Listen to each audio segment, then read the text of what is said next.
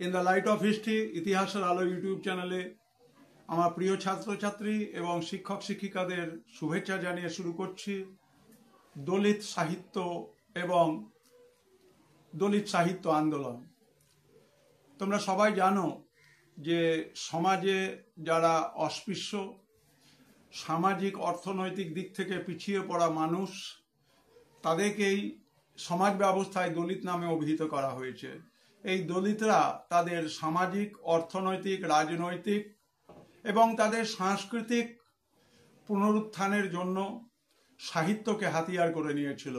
শুরু হয়েছিল DS4 movement, DS4 আন্দোলন, এবং ভারতবর্ষে the Republican party of India এই রাজনৈতিক সংগঠনের ছত্র ছায়ায় DS4 মুভমেন্ট শুরু হয় এবং এই আন্দোলনের পরিচালিকা শক্তি বা পরিচালনা দায়িত্বভার নিয়েছিলেন বাবা সাহেব আম্বেদকর।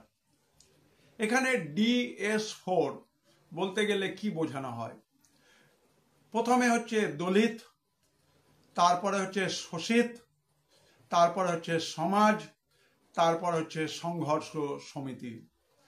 দলিত, শোষিত, সমাজ, সংঘর্ষ সমিতি একেই আমাদের স্বাধীনতা পূর্ববর্তী এবং স্বাধীনতা পরবর্তী অধ্যায়ে DS4 মুভমেন্ট বলা হয়।